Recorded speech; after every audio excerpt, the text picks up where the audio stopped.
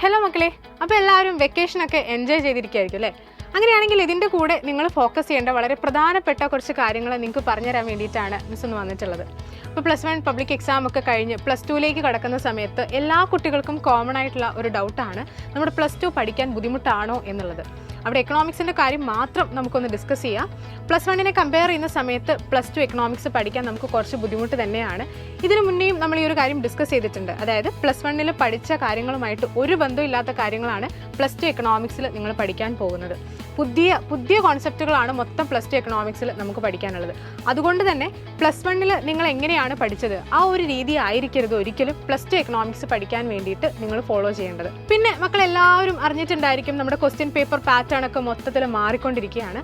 അതുകൊണ്ട് തന്നെ മൊത്തം പ്രീവിയസ് ഇയർ ക്വസ്റ്റ്യൻസിന് മാത്രം ഫോക്കസ് ചെയ്തുകൊണ്ടായിരിക്കരുത് നമ്മുടെ പഠനം മുന്നോട്ടേക്ക് കൊണ്ടുപോകേണ്ടത്. എക്കണോമിക്സിലാണെങ്കിൽ ഒരുപാട് പുതിയ കോൺസെപ്റ്റുകളാണ് +2ൽ നമ്മൾ പഠിക്കാൻ പോകുന്നത്. അപ്പോൾ നമ്മുടെ പഠനം ഫോക്കസ് ചെയ്യേണ്ടത് എപ്പോഴും ഓരോ കോൺസെപ്റ്റും ഡീപ്പായിട്ട് എന്താണത് എന്നുള്ളത് നിങ്ങൾ അറിഞ്ഞിരിക്കണം. അതിന് എങ്ങനെയൊക്കെ ക്വസ്റ്റ്യൻസ് വന്നു കഴിഞ്ഞാലും അത് ആൻസർ ചെയ്യാൻ വേണ്ടിയിട്ട് നിങ്ങൾ കേപ്പബിൾ ആയിരിക്കണം. ആ രീതിയിലാണ് നമ്മുടെ സ്റ്റഡീസ് നമ്മൾ മുന്നോട്ടേക്ക് കൊണ്ടുപോകേണ്ടത്. ഇപ്പോൾ +2 എക്കണോമിക്സ് പഠിച്ചു തുടങ്ങുന്ന സമയത്ത് ഒന്നാമത്തെ ചാപ്റ്ററൊക്കെ നിങ്ങൾക്ക് വളരെ സിമ്പിളായിട്ട് തോന്നും. പക്ഷേ സെക്കൻഡ് ചാപ്റ്റർ തൊട്ടാണ് നമുക്ക് ബുദ്ധിമുട്ട് കൂടി വരുന്നത്. പിന്നെ ഏറ്റവും ഇമ്പോർട്ടൻ്റ് ആയിട്ട് നിങ്ങൾ ശ്രദ്ധിക്കേണ്ട ഒരു കാര്യം എന്ന് പറയുന്നത് സെക്കൻഡ് ചാപ്റ്ററുമായിട്ട് കണക്റ്റഡ് ആണ് തേർഡ് ചാപ്റ്ററുമായിട്ട് കണക്റ്റഡ് ആണ് ഫോർത്ത് ചാപ്റ്റർ. അതുകൊണ്ട് സെക്കൻഡ് ചാപ്റ്റർ ക്ലിയർ ആയില്ല എന്നുണ്ടെങ്കിൽ അവിടെ നിന്ന് അങ്ങോട്ടുള്ള എല്ലാ ചാപ്റ്റേഴ്സും പഠിക്കാൻ നമുക്ക് കുറച്ച് ബുദ്ധിമുട്ട് ഫീൽ ചെയ്യാൻ സാധ്യതയുണ്ട്. അതുകൊണ്ട് ഏറ്റവും ഇമ്പോർട്ടൻ്റ് ആയിട്ട് ശ്രദ്ധിക്കേണ്ട ഒരു കാര്യം എന്ന് പറയുന്നത് ആദ്യം തൊട്ട് തന്നെ നമ്മൾ പഠിച്ചു തുടങ്ങുക എന്നുള്ളതാണ്. അപ്പോൾ എല്ലാവരും ചോദിക്കുക പഠിച്ചു തുടങ്ങാനുള്ള സമയമായിട്ടുണ്ടോ എന്നുള്ളതാണ്. നമുക്ക് എല്ലാവർക്കും അറിയാം, സ്കൂൾ തുറന്നു കഴിഞ്ഞാൽ പെട്ടെന്നായിരിക്കും നമ്മുടെ ഓണം എക്സാം വരുന്നുണ്ടായിരിക്കുക. അതിൽ തന്നെ നമുക്ക് ഒരുപാട് ചാപ്റ്റേഴ്സ് ഓണം എക്സാമിന് പഠിക്കാനായിട്ടുണ്ട്. അപ്പോൾ നമ്മൾ പഠിച്ചു തുടങ്ങാനുള്ള സമയം ഏകദേശം ആയിട്ടുണ്ട്. പക്ഷെ നേരെ നമ്മൾ ഒന്നാമത്തെ ചാപ്റ്റർ തൊട്ട് പഠിച്ചു തുടങ്ങുക എന്നുള്ളതല്ല. അതിനു മുൻപായിട്ട് നമ്മളൊരു ബേസ് സെറ്റ് ചെയ്യണം.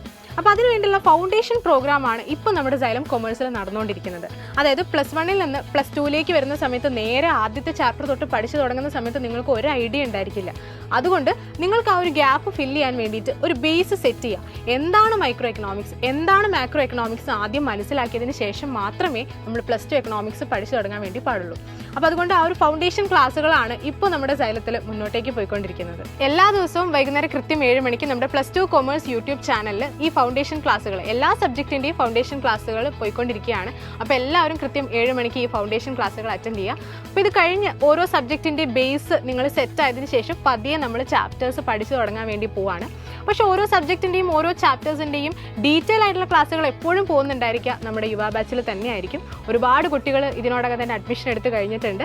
അപ്പോൾ ഇനിയും അഡ്മിഷൻ എടുക്കാൻ വേണ്ടിയിട്ട് ആരെങ്കിലും വെയിറ്റ് ചെയ്യുന്നുണ്ടെങ്കിൽ എത്രയും പെട്ടെന്ന് തന്നെ അഡ്മിഷൻ എടുക്കുക. നമുക്ക് ഒന്നിച്ച് +2 സൈലത്തിനോടൊപ്പം പഠിച്ചു തുടങ്ങാം. All the best.